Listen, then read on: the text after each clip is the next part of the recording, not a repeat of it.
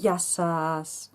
Ακόμη ένα βίντεο της σειράς «Το Ισλάμ στην ελληνική γλώσσα». Ονομάζομαι Σοφία Τσουρλάκη. Για όσους δεν έχετε δει προηγούμενα βίντεο, δημιουργώ μια σειρά βίντεο στην ελληνική με αγγλικούς υπότιτλους. There are subtitles. If you can't see the subtitle by now, please activate it. You have to activate it. Ο σκοπός μου είναι να ενημερώσω τους Έλληνες κατά κύριο λόγο για το Ισλάμ αντικειμενικά και με την πλευρά και με τη ματιά της ακαδημαϊκού. Ακαδημαϊκά το αντικείμενό μου είναι το Ισλάμ, αλλά και από την πλευρά της πιστής. Είμαι μουσουλμάνα, Ελληνίδα μουσουλμάνα, που για πάρα πολλούς ανθρώπους ακούγεται περίεργο, πώς, Έλληνες και μη. Ναι, υπάρχουμε. Λοιπόν, στο σημερινό μας βίντεο θα ασχοληθούμε με τον σαλαφισμό. Παύλα ουαχαμπισμό, γιατί αυτά τα δύο είναι μαζί. Ο λόγος που φτιάχνω αυτό το βίντεο είναι γιατί στην Ελλάδα αυτή τη στιγμή υπάρχουν δύο οργανισμοί, να το πω, δύο οντότητες θα το πω, που εάν κάποιος ενδιαφέρεται για το Ισλάμ, από εκεί μόνο μπορεί να μαθαίνει. Ο ένας οργανισμός και οι δύο οργανισμοί, περίεργος πώς, επικεφαλής τους είναι Αιγύπτιοι άνθρωποι. Ένας εξ αυτών, των οντοτήτων θα το πω έτσι, ή αυτών των ανθρώπων, αν θέλετε, είναι γεννημένος νομίζω στην Ελλάδα, από μητέρα Ελληνίδα και πατέρα Αιγύπτιο. Έχει ένα project τα τελευταία 10 χρόνια, είναι αρκετά χρόνια το project του. Αυτό αποκαλείται ημάμις, έχει δημιουργήσει το δικό του τζαμί, έχει πολύ έντονη παρουσία στα κοινωνικά δίκτυα και δυστυχώς, πολλοί Έλληνες βρίσκουν μόνο αυτόν, γιατί μόνο αυτός έχει εκτεταμένη παρουσία στο διαδίκτυο, στην ελληνική γλώσσα. Και θεωρούν ότι οτιδήποτε λέει, οτιδήποτε μαθαίνουν, οτιδήποτε βλέπουν μέσα από αυτό το κανάλι, μέσα από αυτή την οντότητα, αυτό είναι το Ισλάμ. Σε καμία περίπτωση. Για να σας δώσω το context για το σημερινό βίντεο, παρόλο που όσοι έχετε δει τα προηγούμενα βίντεο έχετε δει ότι ανέκαθεν ήθελα να μιλήσω για τον σαλαφισμό, γιατί είναι ένα... Πώς να το πω αυτό ευγενικά. Είναι ένα κομμάτι του Ισλάμ πολύ μικρό, το οποίο δημιουργεί τα περισσότερα προβλήματα. Και όλη αυτή την εικόνα που έχει ο κόσμος, ο μη Ισλαμικός κόσμος για το Ισλάμ, με την έννοια του τζιχαντισμού, των βομβαρδισμών, της τρομοκρατίας, του μίσους ενάντια των χριστιανών, είναι αυτό το Ισλάμ, είναι το σαλαφιστικό Ισλάμ, ουαχαμπιστικό Ισλάμ. Θα σας δώσω εντάχει, αυτή την εβδομάδα, 3-4 μέρες πριν, παρακολουθώ το συγκεκριμένο κανάλι. Και το παρακολουθώ γιατί μου αρέσει να μαθαίνω και γιατί θέλω να βλέπω τι γίνεται. Και υπήρχε μια κυρία η οποία έκανε μια συγκεκριμένη ερώτηση στο συγκεκριμένο κανάλι, σχετικά με το... Η ερώτηση ήταν γιατί η δημοκρατία δεν πάει μαζί με το Ισλάμ, γιατί οι μουσουλμάνοι δεν μπορούν να έχουν δημοκρατία, είναι μέρος της θρησκείας ή είναι μέρος της κουλτούρας. Η απάντηση του συγκεκριμένου κυρίου ήταν ότι όχι, είναι μέρος της θρησκείας, ποτηράκι εδώ με τσάι, είναι μέρος της θρησκείας, δεν μπορούμε να έχουμε δημοκρατία γιατί ο Θεός είναι ένας και μετά ο Θεός μας είπε να υπακούμε τυφλά τους πολιτικούς ηγέτες και αυτό. Υπάρχει μια έννοια μες στο Ισλάμ, την οποία έπρατε ο προφήτης και οι χαλίφιδες οι πρώτοι, η οποία ονομάζεται Σούρα. Η Σούρα είναι ό,τι κοντινότερο στην έννοια της δημοκρατίας όπως ήταν η Αθηναϊκή δημοκρατία, όπως ήταν η δημοκρατία στην αρχαία Ελλάδα. Ποτέ δεν συμμετέχω στα σχόλια, δεν συμμετέχω στο κανάλι του συγκεκριμένου ανθρώπου, γιατί δεν άντεξα όμως. Δεν άντεξα και επί τόπου απάντησα, και απευθυνόμενη προς την κυρία που είχε θέσει το ερώτημα, και εξήγησα ότι όχι, υπάρχει Σούρα, αν θέλετε μπορούμε να μιλήσουμε, να σας εξηγήσω περισσότερα. Μην ακούτε το συγκεκριμένο κανάλι, μην παίρνετε τα δεδομένα αυτά ως καθολικά, ως παγκόσμια στο Ισλάμ. Δεν είναι. Είναι ένα πολύ μικρό μέρος. Και ο συγκεκριμένος κύριος με είδε, φυσικά προσπάθησε να με χτυπήσει, να το πούμε έτσι. Έβγαλε φωτογραφία του προφίλ μου, του προσωπικού προφίλ που έχω στο Facebook, και έβαλε τίτλους ότι είμαι ψευτοεπιστήμον, ψευτοακαδημαϊκός, αιρετική φυσικά, με είπε αιρετική, ότι καταστρέφω το Ισλάμ φυσικά. Και λέω φυσικά γιατί θα καταλάβετε, όταν θα σας εξηγήσω την ιστορία του Αχαμπισμού θα καταλάβετε. Όταν έκανα αυτή την ανάρτηση, έβαλα το κανάλι μου. Έβαλα το link για το κανάλι. Με την λογική του ότι αν με κατηγορήσει για κάτι, άσε τον κόσμο να κρίνει. Άσε τον κόσμο να δει και την άλλη άποψη. 5 φορές έβαλα το κανάλι, 5 φορές το έσβησε. Που αυτό κάτι δείχνει, έτσι.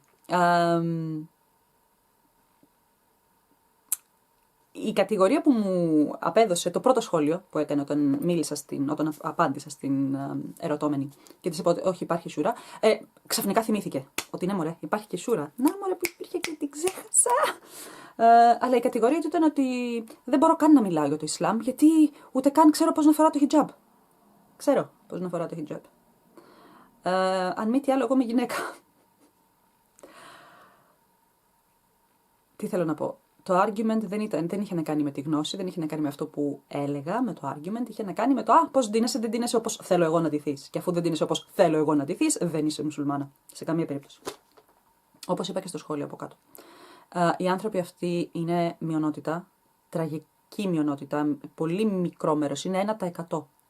Δηλαδή ούτε 1%.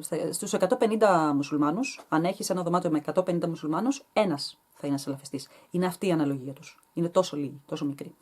Παρ' όλα αυτά είναι πάρα πολύ γνωστή, η ιδεολογία τους είναι πολύ διαδεδομένη από το 60 και μετά και συνήθως στοχεύουν χώρες φτωχές. Πάμε να δούμε τώρα την ιστορία.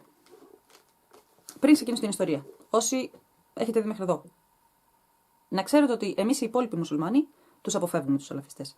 Μόνο προβλήματα δημιουργούν.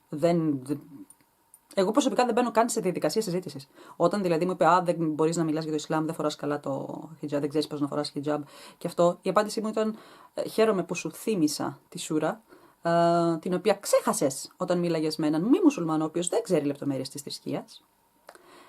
Και από εκεί και πέρα δεν έχω κανένα λόγο να εμπλακώ μαζί σου, δεν θέλω, δηλαδή δεν μιλάω καθόλου, δεν μπαίνω στη διαδικασία, δεν αξίζει το χρόνο μου. Καλύτερα, δεν ξέρω, να φτιάξω τα νύχια μου.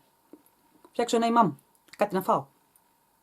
Πάμε τώρα να δούμε την ιστορία. Τι είναι ο Ουαχαμπισμός, τι είναι σαλαφισμός. Ο σαλαφισμός, να ξέρετε, είναι παρακλάδι του Ουαχαμπισμού.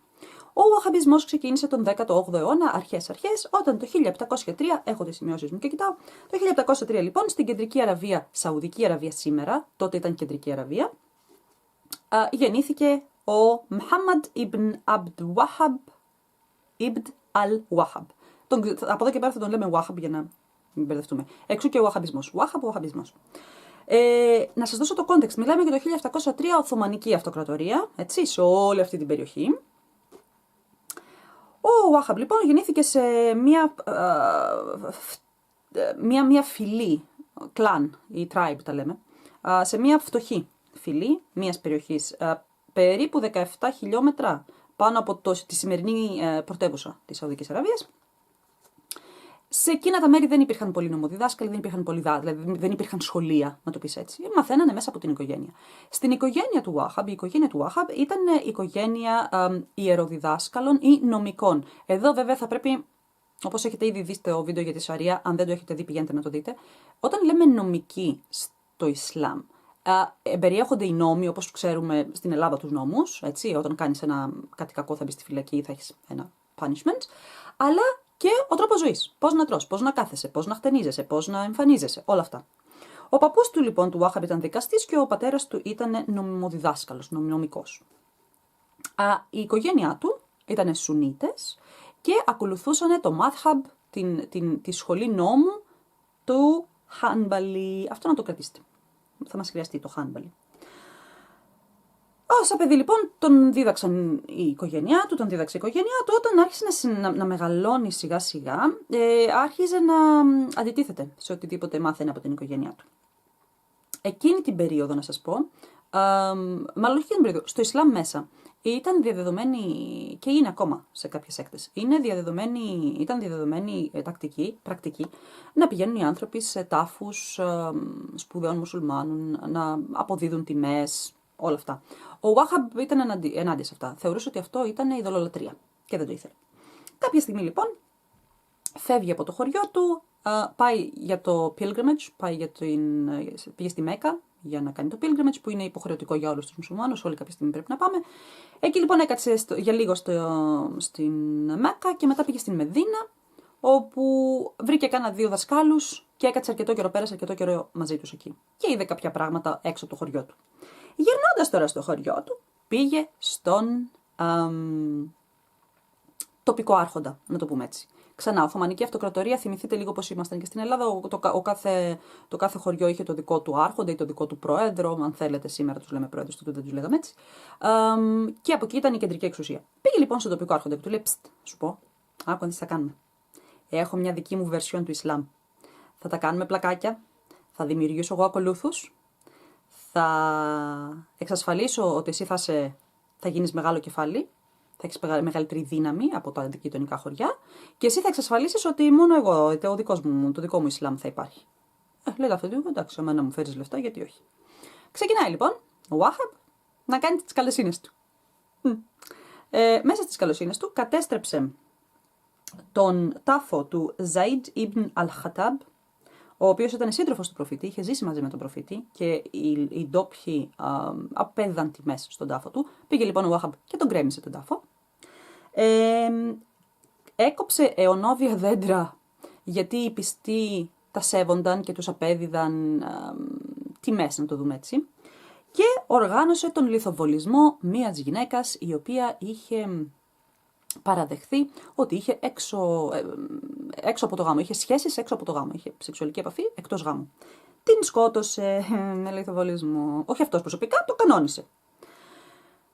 Αλλά μου που φτάσανε στα αυτιά του λίγο πιο μεγάλου άρχοντα τα καμώματά του, ο μεγαλύτερος ρούλερ ήταν ο Σουλεϊμάν Ιμπν Μουχάμμαντ Ιμπν Γουράιρ και στέλνει μήνυμα στον άλλο άρχοντα, τον τοπικό του χωριού, και του λέει: Άκου να δεις, έχεις ένα παλικάρι εκεί πέρα, από τα λίγα. Ή κότσε κεφάλι, ή πες του να σηκωθεί να φύγει. Αλλιώς δεν σε αφήνω αυτό το χρόνο να μαζέψεις τους φόρους. Με το που άκουσε άλλος ότι θα χάσει τον Μπερντέ. Τι ωραία που μιλάω, ότι θα χάσει χρήματα. Του λέει του Ουάχαμπ, καμάρι μου, τα κουβαδάκια σου και σε άλλη παραλία. Όπως και έγινε. Πήρε λοιπόν ο Ουάχαμπ τα κουβαδάκια του, τον διώξανε ουσιαστικά. Δηλαδή και οι φίλοι του και η οικογένειά του, αλλά και το χωριό ολόκληρο του λέει: Συγγνώμη, αλλά με αυτά που κάνεις. Και δεν ξέρω τώρα σε ποια γενιά είσαστε, αλλά στη δική μου τη γενιά υπήρχε μια τηλεοπτική σειρά που ήταν ένα που λέγε: Θα δείτε, εγώ θα σας δείξω. Και τους έδειξα, παιδιά. Πήγε στην πόλη που λίγο πιο πάνω από το σημερινό Ριάντ, που είναι η πρωτεύουσα. Εκεί λοιπόν ήταν ο Σαούντ, Μουχάμμαντ Ιμπν Σαούντ.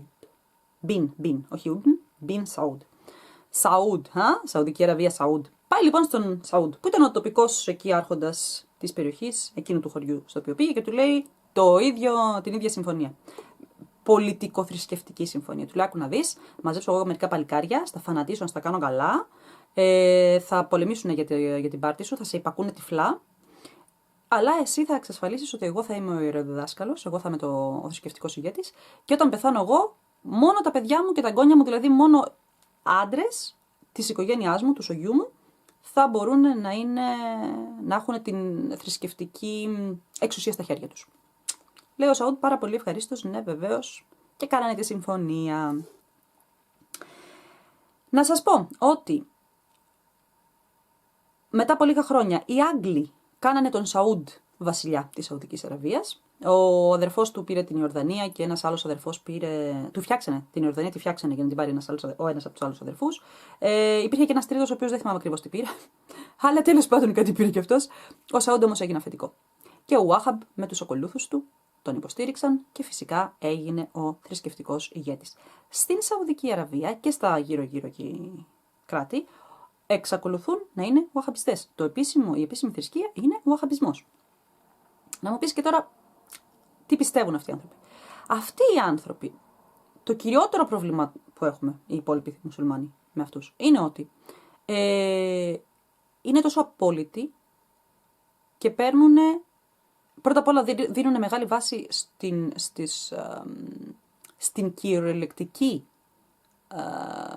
στο κυριολεκτικό διάβασμα ή στην κυριολεκτική ερμηνεία των γραφών, που αυτό είναι προβληματικό. Για παράδειγμα, μέσα στο Κοράνι κάποια στιγμή λέει: Το χέρι του Θεού θα κάνει αυτό. Έτσι.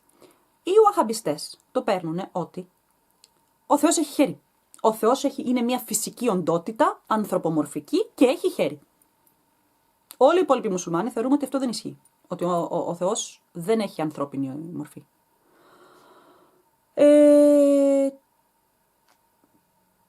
Αυτό λίγο για τον Ουάχαμπ. Και εδώ μπαίνει ότι αν θα μιλήσετε με έναν σαλαφιστή σήμερα θα σας πει εγώ δεν είμαι Ουαχαμπιστής, εγώ είμαι σαλαφιστής. Μεταξύ μας, για να τα ξεκαθαρίσουμε, δεν μπορώ να πω σε λεπτομέρειες γιατί δεν έχετε γνώση, αλλά εντάχει. Ένας Ουαχαμπιστής εμπλέκεται στην πολιτική ζωή. Είναι πολιτικά ενεργός. Ένας σαλαφιστής είναι ένας Ουαχαμπιστής, τον οποίο δεν ενδιαφέρει καθόλου η πολιτική, να αναμειχθεί με την πολιτική. Και γι' αυτό θα δείτε οι σαλαφιστές κυρίως λένε ότι όποιος και να είναι ο ηγέτης, ο πολιτικός ηγέτης, οι σαλαφιστές σου λένε μην παίρνεις μέρος στις εκλογές. Ειδικά αν ζεις στη Δύση. Γιατί είναι άπιστη, κάφιρ. Κάφιρ σημαίνει άπιστος. Και σου λέει ότι όποιος είναι ηγέτης πολιτικός, αυτός κάνει κουμάντο και εσύ δεν έχεις κανένα. Δηλαδή και να σε σκοτώνει και να σου σε πατάει στην πλάτη, ας πούμε. Αυτό είναι κυριολεκτικό που σας λέω. Δεν μπορείς να κάνεις τίποτα, γιατί ο Θεός τον έχει βάλει να είναι πολιτικός ηγέτης. Που αυτό είναι επικίνδυνο. Πάρα πολύ επικίνδυνο. Άρα, σαλαφιστής, αυτός που δεν ασχολείται καθόλου με την πολιτική. Αλλά είναι βγαίνει από τον Ουαχαμπισμό. Οκ. Λοιπόν, ναι, το κυριότερο πρόβλημά τους. Όποιος δεν συμφωνεί 100% με τις δικές τους απόψεις, είναι άπιστος.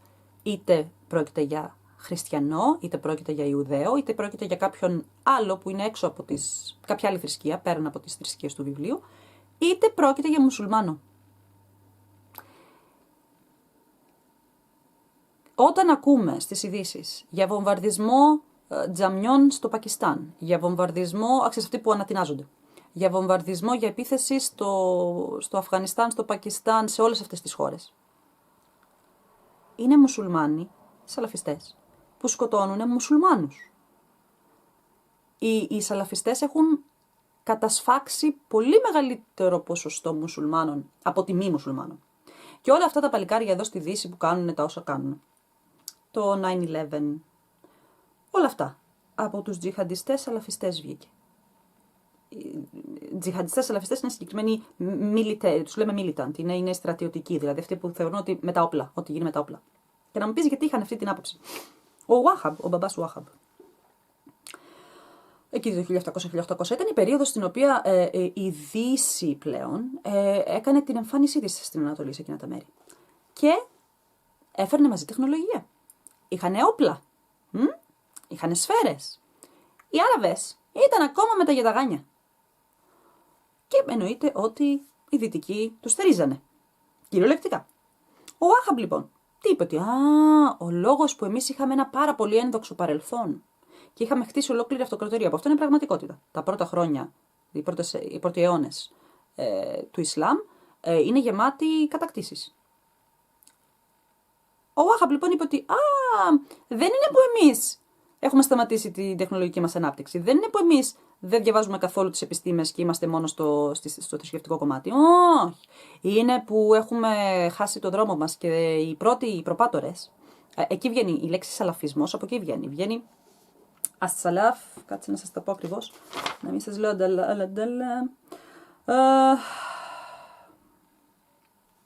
ασσαλάφ ασάλιχ. Ασσαλάφ ασάλιχ, που κυριολεκτικά στα ελληνικά σημαίνει οι ευσεβείς προπάτορες. Οπότε να έχει την εντύπωση ότι είμαστε μειονεκτικοί σε σχέση με τους Δυτικούς, γιατί έχουμε χάσει τις αρχές μας και τις αξίες που είχαν οι ευσεβείς προπάτορες. Και από εκεί βγαίνουν οι σαλαφιστές, οι οποίοι, επειδή, αυτό να το πούμε λίγο, Σαουδική Αραβία, ο Ουαχαμπισμός, το έχουμε πει. Σαουδάραβες είναι πάρα πολύ περήφανοι που είναι Ουαχαμπιστές. Στο Κατάρ το 2011 φτιάξανε και ένα ολόκληρο μόσκ αφιερωμένο στο όνομα του Ουάχαμπ. Και εδώ πέρα θα πέσουν τα μανταλάκια να πεθάνουν στα γέλια, γιατί ο Ουάχαμπ ήταν αυτός που έλεγε μην φτιάχνετε τάφους, μην φτιάχνετε αφιερωμένα στους ανθρώπους, να αφιερώνετε μόνο στο Θεό. Αυτά που έλεγε, τώρα ήρθαν οι ακόλουθοι του ουσιαστικά και φτιάξανε ένα μόσκ στο όνομά του. Πίσω για τους σαλαφιστές. Επειδή λοιπόν η Σαουδική Αραβία είναι βαχαμπιστικό κράτος, έχει βαχαμπισμό. Και η Σαουδική Αραβία από το 50-60 και μετά που βγήκανε τα πετροδόλαρα, γιατί μέχρι τότε ήταν μια φτωχή χώρα κάπου χαμένη μέσα στην έρημο. Δηλαδή για τον υπόλοιπο κόσμο η Σαουδική Αραβία δεν είχε μεγάλη αξία. Για τους μουσουλμάνους έχει αξία ακόμα και σήμερα, μόνο και μόνο γιατί έχει τη Μέκα και τη Μεδίνα. Έχει τις δύο ιερές πόλεις. Εκεί που όλοι πρέπει κάποια στιγμή να πάμε, γιατί είναι η υποχρέωσή μας θρησκευτική. Οπότε αναγκαστικά. Πριν σας πάω στους σαλαφιστές, θα σας δώσω λίγο να καταλάβετε πώς είναι το ΠΑΟ. Ας το πάω. Πώς ο Βαχαμπισμός, πώς η Σαουδική Αραβία έχει από ένα μάτσο ανθρώπους, μια χούφτα ανθρώπους, έχει σπείρει σε όλο τον κόσμο αυτή τη στιγμή την ιδεολογία της. Το χρήμα. Και τι εννοώ το χρήμα. Οι Σαουδάραβες γίνανε πάρα πολύ γρήγορα πάρα πολύ πλούσιοι. Σε σημείο που αυτή τη στιγμή στη Σαουδική Αραβία οι περισσότεροι άνθρωποι δεν δουλεύουν καν. Κάθονται στο σπίτι και τους πληρώνει το κράτος. Τους δίνει ποσοστά το κράτος. Με την έννοια ότι το πετρέλαιο το έχει στείλει ο Θεός, ανήκει σε όλους μας. Οπότε κάθε μήνα θα σου στέλνω ένα τσεκ στο σπίτι να κάθεσαι, γιατί το πετρέλαιο είναι ολονών εμάς.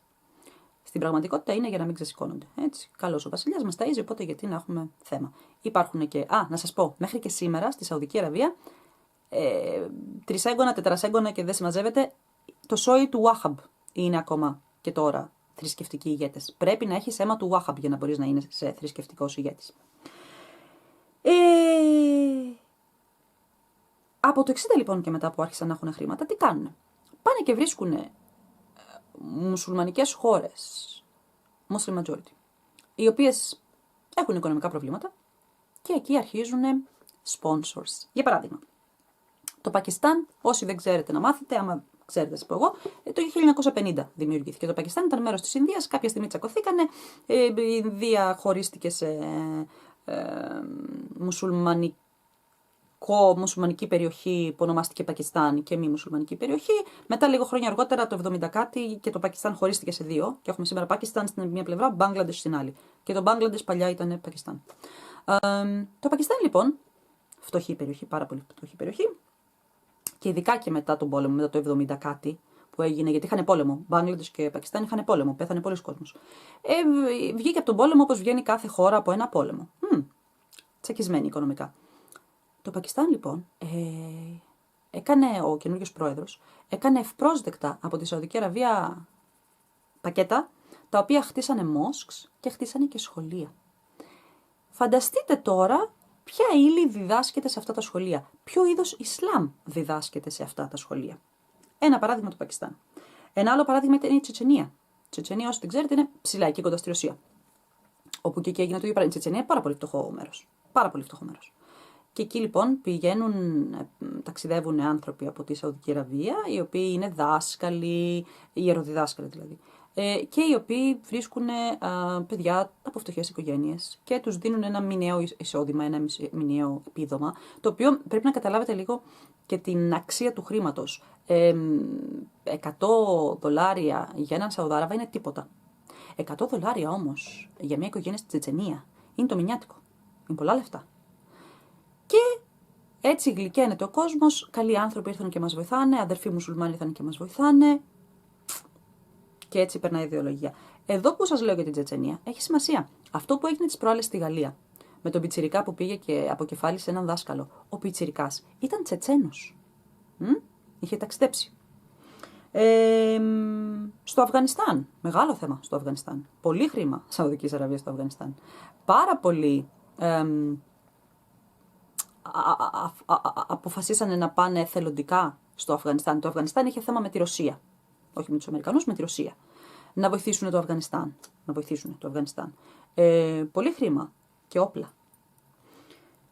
Στο Κόσοβο. Το Κόσοβο, επίσης για όσους δεν ξέρετε, το 98-99 είχε πόλεμο. Πάρα πολλοί μουσουλμάνοι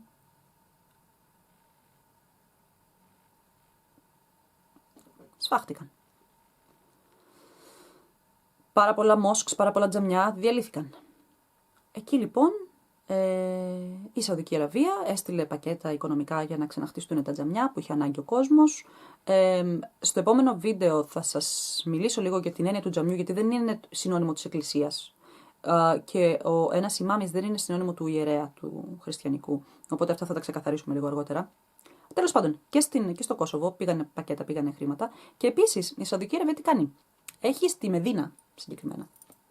Έχει πανεπιστήμια, στα οποία δίνει υποτροφίες σε παιδιά από όλο τον κόσμο. Τα φτωχά παιδιά, τα οποία δεν μπορούν να σπουδάσουν αλλιώς. Οπότε σου λέει: έλα εδώ, θα σε ταΐζουμε, θα σε ποτίζουμε, θα σε κοιμίζουμε, θα σε σπουδάσουμε και μετά θα γυρίσεις στη χώρα σου, φυσικά να μεταφέρεις αυτά που σου έχουμε μάθει εμείς. Εάν δεν με απατάει η μνήμη μου για το Κόσοβο συγκεκριμένα, 10 Κοσοβίτες αποφυτούν από αυτού του είδους της υποτροφίας κάθε χρόνο. 10 το χρόνο. Βάλε το νου σου από το 1900, από το 2000 σου λέγω. Είναι 20 χρόνια. Είναι 200 άτομα. 200 άτομα μπορούν να αλλάξουν όλη τη χώρα. Οι περισσότεροι από αυτοί γίνονται ή ημάμιδες σε κάποιο από τα τζαμιά, ή δάσκαλοι σε κάποιο από τα σχολεία, ή γράφουν βιβλία και τα δημοσιεύουν. Οπότε έτσι εξαπλώνεται ο Ουαχαμπισμός.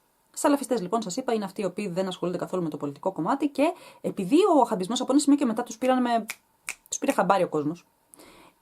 Βγήκαν οι σαλαφιστές και λένε: εμείς δεν είμαστε Ουαχαμπιστές. Όχι, εμείς είμαστε άλλα πράγματα. Εμείς είμαστε σαλαφιστές γιατί τιμάμε τους ευσεβείς προγόνους. Εδώ να σας πω ότι ο όρος σαλαφιστής με αυτή την έννοια τον καπηλεύονται. Γιατί όλοι είμαστε σαλαφιστές. Με αυτή τη λογική. Όλοι προσπαθούμε να δούμε πώς ζούσε, πώς δρούσε ο προφήτης, πώς ζούσαν, τι αρχές είχαν οι πρώτοι μουσουλμάνοι.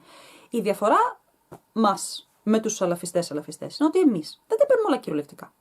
Δηλαδή, οι σαλαφιστές, για να καταλάβετε, όταν βάζεις ένα καινούργιο ρούχο, πρέπει να λες. Θα το σπάσω αυτό το ποτήρι. Πρέπει να λες μια συγκεκριμένη φράση. Αν δηλαδή ο προφήτης κάποια στιγμή σηκώθηκε από το κρεβάτι και πόνεγε μέσα του και είπε: αχ, δόξα τω Θεώ. Αυτό σημαίνει για τους σαλαφιστές ότι κάθε φορά που σηκώνεσαι από το κρεβάτι πρέπει να λες δόξα τω Θεώ. Εμείς οι υπόλοιποι δεν το θεωρούμε αυτό. Δηλαδή, εντάξει, θα πούμε δόξα τω Θεώ όταν πρέπει να το πούμε. Όχι κάθε μέρα, όλη μέρα. Αυτή είναι η διαφορά. Άρα καπηλεύονται τον όρο σαλαφιστής και το λένε απλά για να ρίξουν στάχτη στα μάτια σου. Λένε: δεν είμαι Ουαχαμπιστής εγώ. Εγώ δεν είμαι. Εγώ είμαι σαλαφιστής. Έλα. Δεν είμαι πορτακάλι, είμαι πορτακαλάκι.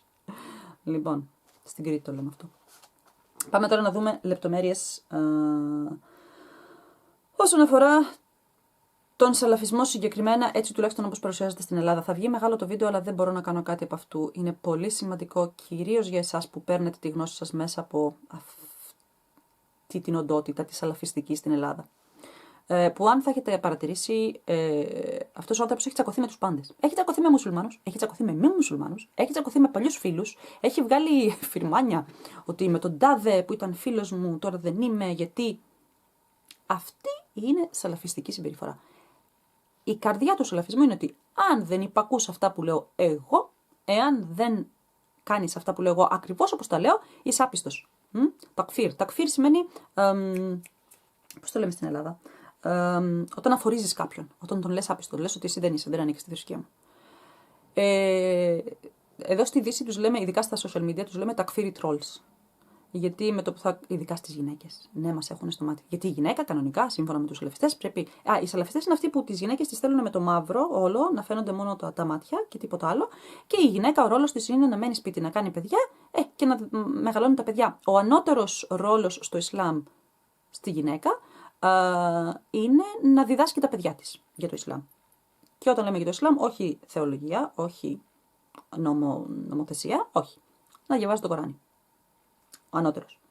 Εάν δεν μπορείς να κάνεις παιδιά για τους σαλαφιστές, ή αν δεν θες να κάνεις παιδιά, δεν υπάρχει λόγος να υπάρχεις. Οι σαλαφιστές είναι αυτοί οι οποίοι προωθούν πάρα πολύ την πολυγυνία. Ένας άντρας να παντρεύεται πολλές γυναίκες. Για τους σαλαφιστές είναι πάρα πολύ φυσιολογικό, εάν παντρευτείς και δεν μπορείς να κάνεις παιδιά, ο άντρας σου να σε αντικαταστήσει, γιατί τι, έχεις εσύ αξία? Όχι. Εσύ έχεις ένα σκοπό. Αν δεν μπορείς να τον υπηρετήσεις, δεν έχεις αξία. Οπότε καταλαβαίνετε ότι εμάς τις ακαδημαϊκούς που είμαστε γυναίκες και μιλάμε για το Ισλάμ, θεωρούν ότι δεν έπρεπε να υπάρχουμε. Κάποιες φορές το θεωρούν κυριολεκτικά ότι δεν έπρεπε να υπάρχουμε και εκεί τα πράγματα γίνονται επικίνδυνα. Σε αριθμούς, αυτή τη στιγμή να σας πω ότι οι σαλαφιστές αυτή τη στιγμή είναι λιγότεροι από 1%. Είπαμε, στους 150 μουσουλμάνους που υπάρχουν, Σουνίτες μουσουλμάνους, εκτός Σουίτες. Ας τους Σουίτες απ' έξω. Από τους Σουνίτες, που ήδη έχω εξηγήσει τη διαφορά στο τρίτο βίντεο, από τους Σουνίτες, κάθε 150 Σουνίτες που έχει σε ένα δωμάτιο, ένας είναι σαλαφιστής. Ένας. Ναι, σας είπα ότι είναι κυριολεκτικά, μιμούνται κυριολεκτικά ότι υπάρχει μες στο Κοράνι, ότι υπάρχει στα χαντίθ. Δίνουν μεγάλη βαρύτητα στα χαντίθ. Και εκεί υπάρχει ένα θέμα, γιατί πολλές φορές δίνουν μεγαλύτερη βαρύτητα στα χαντίθ από ό,τι στο Κοράνι, που είναι παράλογο. Αλλά είναι και ότι ασσαλάφ, ασάλιχ. Δηλαδή το είπαν οι προπάτορες, άρα είναι σωστοί. Φυσικά είναι φονταμεταλιστές. Όταν θα ζητήσεις μια συμβουλή από ένα σαλαφιστή, ο κανόνας τους, όλοι το κάνουν αυτό, θα ξεκινήσουν να σου λένε άσχετα εδάφια του Κορανίου, τύπου «και άμα δεν ακούσει το Θεό θα πέσει η φωτιά να σε κάψει και όσοι φεύγουν από τον δονήσιο δρόμο του Θεού χάνονται και θα καείς για πάντα». Δηλαδή βάζουν μέσα αυτά τα φρικιαστικά ότι θα καείς, ότι κόλαση, ότι... Και για να σου δημιουργήσουν μια αίσθηση φόβου εάν είσαι μουσουλμάνος. Εάν δεν είσαι μουσουλμάνος, επειδή κυρίως χρησιμοποιούν την αραβική γλώσσα, εντυπωσιάζει, λες πω, κοιτά, έχει διαβάσει, ξέρει, αν τα λέει, καλά τα λέει. Και επειδή εσύ δεν ξέρεις τι λέει, το δέχεσαι ως έχει γνώση. Δεν έχουν γνώση. Ή τουλάχιστον δεν είναι ότι δεν έχουν γνώση. Αυτό ήταν λάθος. Έχουν γνώση. Είναι διαβασμένοι. Αλλά είναι και εξαιρετικά εκπαιδευμένοι, καλά εκπαιδευμένοι στο να αλλάζουν λίγο την πραγματικότητα. Παίρνουν τα πάντα κυριολεκτικά. Δεν σου δίνουν context. Εάν έχετε δει από τα προηγούμενα βίντεο, όταν μιλάω για υποχρεώσεις στο Ισλάμ, λεπτομέρειες του Ισλάμ, το Κοράνι, δίνω και τον context. Σας λέω, αυτό έγινε με αφορμή αυτό το συμβάν. Έγινε τότε. Τότε συνέβαινε αυτό. Οι σαλαφιστές δεν το κάνουν. Θα πάρουν μόνο ένα κομμάτι, μία πρόταση και θα χτίσουν ένα ολόκληρο παραμύθι πάνω σε αυτή τη μία πρόταση. Που φυσικά αυτό είναι διαστρέβλωση. Και σε αυτό το σημείο οι σαλαφιστές και οι Ισλαμοφοβικοί κάνουν ακριβώς το ίδιο πράγμα. Ο Ισλαμοφοβικός θα σου πει, για πες μου αυτή τη σούρα, και θα σου δώσει 3 λέξεις από τη σούρα. Και άμα πας να του πεις, ναι, κάτσε να σου εξηγήσω και το γύρω. Όχι, δεν θέλω να μου εξηγήσεις το γύρω-γύρω, θέλω να μου πεις αυτό. Δεν γίνεται. Απλά. Και αυτό είναι ένας από τους λόγους για τους οποίους δεν μπαίνουμε καν, εγώ προσωπικά δεν μπαίνω καθόλου σε συζητήσεις με σαλαφιστές. Με το που θα καταλάβω ότι κάποιος είναι σαλαφιστής, πάρα πολύ χάρηκα που δεν σε είδα. Άντε, γεια. Δεν μπαίνω καθόλου. Ναι. Το παράδοξο, ας πούμε, οι σαλαφιστές είναι αυτοί που θα σου πούνε ότι το να έχεις φωτογραφίες. Και αυτό μου έχει τύχει, παιδιά. Ότι το να βγάζεις φωτογραφίες είναι η μεγαλύτερη αμαρτία. Δηλαδή, η χειρότερη τιμωρία στην κόλαση είναι για αυτούς που βγάζουν φωτογραφίες. Και μου έχει τύχει στα social media και μάλιστα από group γυναικών σαλαφιστών. Και υπάρχουν αρκετές. Και όταν έγραψα από κάτω, δηλαδή θέλεις να μου πεις ότι αν σκοτώσω κάποιον, αν βιάσει κάποιος κάποιον, θα έχει καλύτερη μεταχείριση μετά θάνατον από ότι κάποιον που έβγαλε μια φωτογραφία? Εννοείται δεν είχαν argument, δεν είχαν επιχείρημα να μου απαντήσουν. Και η απάντηση της συγκεκριμένης κοπελίτσας ήταν αν είσαι εδώ σε αυτό το group για να καταστρέψεις τη θρησκεία μας, να φύγεις και να μην κάνεις τέτοιες ειρωνικές ερωτήσεις. Δεν ήταν ειρωνική ερώτηση. Κυριολεκτική ήταν. Για να βγαίνεις να μου λες ότι η χειρότερη τιμωρία είναι να βγάλω φωτογραφία. Άμα σκοτώσω, δηλαδή, καλιά, είναι τελείως παράλογα τα πράγματα που λένε. Και όταν πας να τους δώσεις έναν αντίλογο, θα σε κατηγορήσουν ότι τι μιλάς, καθόλου δεν χρειάζεται να μιλάς, δεν είσαι μουσουλμάνα και αυτό σας λέω, και τους μουσουλμάνους. Δηλαδή, είναι η μία σέκτα που λέει ότι άμα δεν είσαι σαν και εμένα, δεν είσαι καθόλου μουσουλμάνος. Ενώ παγκοσμίως, και το έχουμε ξαναπεί σε άλλο βίντεο, ένας μουσουλμάνος είναι ένας άνθρωπος ο οποίος πιστεύει στη μοναδικότητα του Θεού και αποδέχεται τον προφήτη Μωάμεθ ως προφήτη. Αυτό είσαι μουσουλμάνος, αυτόματα. Στην Ελλάδα λοιπόν η οντότητα, να το πούμε έτσι, η σαλαφιστική, χειρίζεται τη γλώσσα πάρα πολύ καλά.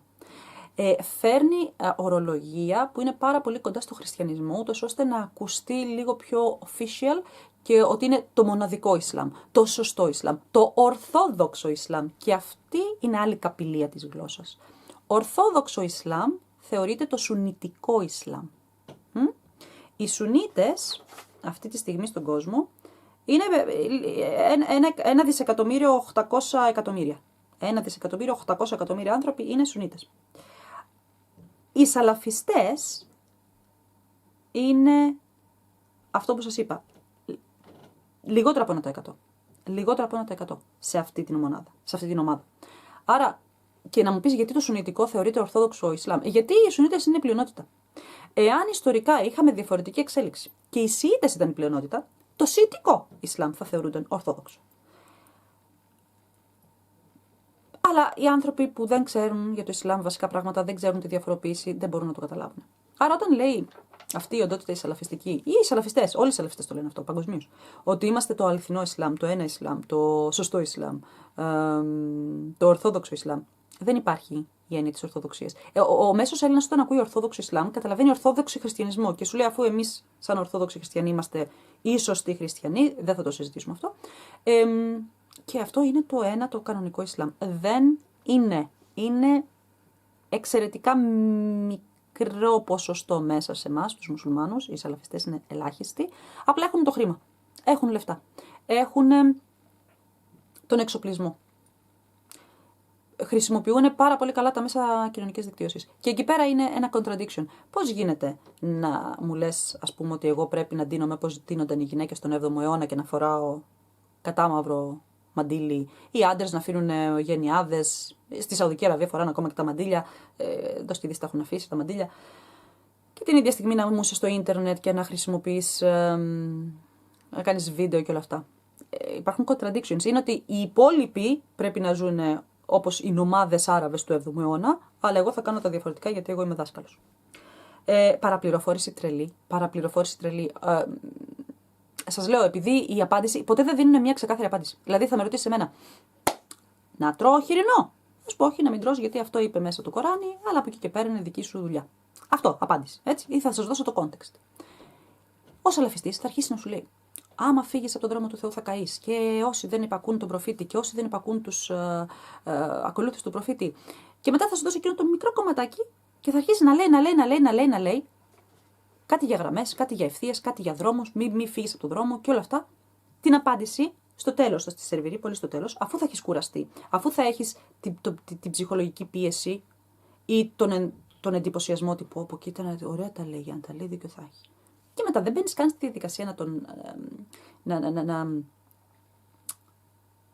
κάνεις κάποια ερώτηση ή να πεις κάτσε ρε αδερφέ, έχω ακούσει κάτι που αλλού κάτι διαφορετικό. Με το που θα πεις έχω ακούσει κάτι διαφορετικό, θα σου πει οι άλλοι είναι αιρετικοί. Οι άλλοι να καούνε στην πυρά, κυριολεκτικά. Είναι λίγο να το αποφεύγετε. Επίσης, όσον αφορά το ελληνικό κομμάτι, και με αυτό θα τελειώσω γιατί πρέπει να βάλω και subtitles. Και δεν αφορά μόνο αυτή την οντότητα που σας λέω τώρα, τη σαλαφιστική οντότητα στην Ελλάδα, γενικά. Όπου ακούτε να σας ζητάνε λεφτά, σημαίνει ότι το Ισλάμ έχει γίνει επάγγελμα. Η συγκεκριμένη οντότητα στην Ελλάδα, κάθε 3 και λίγο θα δείτε, υποστηρίξτε μας οικονομικά για να σώσουμε το τζαμί μας. Υποστηρίξτε μας οικονομικά σε αυτές τις δύσκολες εποχές. Έχουμε υπηρεσία με subscription, αν πληρώνετε 30 ευρώ τη βδομάδα, θα σας δίνουμε, ή το μήνα ξέρω εγώ, θα σας δίνουμε πρόσβαση σε βίντεο να μάθετε για το Ισλάμ. Για την αγάπη του Θεού. Αυτό είναι που ο Χριστός πήγε στο ναό και τα έκανε ρημάδια όλα, γιατί ο οίκος του Θεού είχε γίνει οίκος εμπορίου. Όταν κάνεις το Ισλάμ, όταν κάνεις τη θρησκεία, οποιαδήποτε θρησκεία, εμπόριο, εκεί υπάρχει πρόβλημα. Και αυτό πρέπει να έχετε κριτική σκέψη. Όταν βλέπετε ανθρώπους που αυτή είναι η δουλειά τους, και κυριολεκτικά αυτή είναι η δουλειά τους, είναι άνθρωποι οι οποίοι δεν έχουν κάτι καλύτερο να κάνουν στη ζωή τους ή δεν μπορούν. Δεν έχουν την πνευματική διάβγεια, δεν έχουν την ικανότητα να κάνουν κάτι καλύτερο. Αυτοαποκαλούνται ημάμιδες. Δείτε το μεθεπόμενο βίντεο, θα καταλάβετε τι εννοώ με την έννοια του ημάμι. Ο ημάμις, στην πραγματικότητα, ο ημάμις είναι ένας άνθρωπος ο οποίος μπορεί να λέει την προσευχή. Εγώ αυτή τη στιγμή, εάν αρχίσω να κάνω προσευχή και κάποιοι άλλοι είναι από πίσω μου, τους οδηγώ δηλαδή, ξέρω καλύτερα το Κοράνι, είμαι ημάμις. Αυτόματα. Αυτό. Χίλια συγγνώμη, έχασα την ηρεμία μου. Προσπαθώ να είμαι ήρεμη. Αυτοαποκαλούνται ημάμιδες. Έχουν ένα υπόγειο κάπου του πατέρα τους, της μάνας τους και βάζουν 5 χαλιά και λένε «ΟΚ, αυτό είναι μόσκ τώρα». Και από αυτό ζουνε. Αυτή είναι η δουλειά τους. Από εκεί βγάζουν λεφτά. Όταν το Ισλάμ γίνεται επάγγελμα, όταν κάποιος σας ενημερώνει επί επαμοιβής, να αρχίσετε να αγχώνεστε λίγο. Να αγχώνεστε. Καλώς ή κακώς το χρήμα κινεί πράγματα. Αλλά είναι business. Όταν το βλέπετε αυτό το πράγμα είναι business. Θα μου πεις, μα όλος πρέπει να αφιερωθεί. Υπάρχουν πολλοί τρόποι να αφιερωθείς. Και υπάρχουν πολλοί τρόποι να βοηθήσεις τους ανθρώπους να καταλάβουν τη θρησκεία σου. Χωρίς να το κάνεις για να βγάλεις λεφτά. Δεν θα πω περισσότερο εδώ πέρα γιατί είναι ευαίσθητο το θέμα. Θα κλείσω αυτό το βίντεο μιλώντας κυρίως εσάς στην Ελλάδα, που ξέρω ότι εκτίθεστε σε αυτή την οντότητα, τη σαλαφιστική, χωρίς να ξέρετε. Παρουσιάζεται, το λέει, είναι ξεκάθαρο. Ο άνθρωπος είναι πολύ περήφανος που είναι σαλαφιστής. Απλά δεν εξηγεί πολύ καλά τι είναι ο σαλαφισμός. Δεν ξέρετε, δηλαδή, ένας μέσος Έλληνας δεν μπορεί να ξέρει τι είναι ο σαλαφιστής. Και κάποια στιγμή με αυτή τη γυναίκα η οποία έκανε την ερώτηση, αργότερα ήρθαμε σε επαφή, κατηδίαν μιλήσαμε. Εξαιρετική γυναίκα. Και εύχομαι να της πάνε όλα καλά στη ζωή της. Και μου έλεγε πράγματα τα οποία πραγματικά και εγώ τα είχα ζήσει στο παρελθόν, αλλά καταλάβαινα με μεγάλη στεναχώρια ότι ναι, επειδή είναι η μοναδική φωνή στην ελληνική γλώσσα, οι Έλληνες πιστεύουν ότι αυτό είναι το Ισλάμ. Δεν είναι. Ο συγκεκριμένος άνθρωπος διατηρεί αυτή την οντότητα, την online, πάνω από 10 χρόνια. Και κάποια στιγμή στο παρελθόν, μέσα στη διαδικασία μου να μάθω, να ψάξω, πριν έρθω στην Αγγλία και πριν μπω στη διαδικασία να είμαι να πάω να σπουδάσω ακαδημαϊκά τη θρησκεία, τον είχα ακούσει. Και όπως είπα και στην κυρία με την οποία μιλήσαμε, ένας από τους λόγους που εγώ άργησα τόσο πολύ να εισχωρήσω στο Ισλάμ, ήταν αυτός ο άνθρωπος. Ή ήταν το Ισλάμ έτσι όπως το παρουσίαζε αυτός. Γιατί το Ισλάμ όπως το παρουσιάζει η συγκεκριμένη οντότητα στην Ελλάδα δεν με εκπροσωπεί, δεν με γεμίζει, δεν έχει καθόλου πνευματικότητα. Είναι μόνο τελετουργία. Και άσχημη τελετουργία. Βία, έχει να κατηγορήσουμε τους πάντες. Όλοι είναι κακοί εκτός από εμάς. Οπότε να είστε λίγο προσεκτικοί. Κατανοώ ότι υπάρχει έλλειψη διαφορετικών απόψεων και φωνών σχετικά με το Ισλάμ στην Ελλάδα. Αλλά μην πιστεύετε, είναι ένα πολύ μικρό ποσοστό. Οι σαλαφιστές είναι ελάχιστο ποσοστό. Εμείς οι υπόλοιποι τους αποφεύγουμε πάρα πολύ. Και να ξέρετε ότι όπου δημιουργούνται προβλήματα βίας, 99% είναι σαλαφιστές. Δεν μπορώ να το πω διαφορετικά. Και τώρα μόλις συνειδητοποιήσω ότι αυτό θα βγει έξω και θα έχει και subtitles, αν σταματήσετε να με βλέπετε στα βίντεο, καταλαβαίνετε τι έχει συμβεί. Αλλά είναι υποχρέωσή μου να το πω. Υποχρέωσή μου να το πω. Δεν εκπροσωπούν τους μουσουλμάνους. Δεν μας εκπροσωπούν. Τέλος πάντων, σας αφήνω για σήμερα. Εσείς θα με δείτε ξανά σε 2 εβδομάδες με το βίντεο για την προσευχή. Από εμένα προς το παρόν, γεια σας.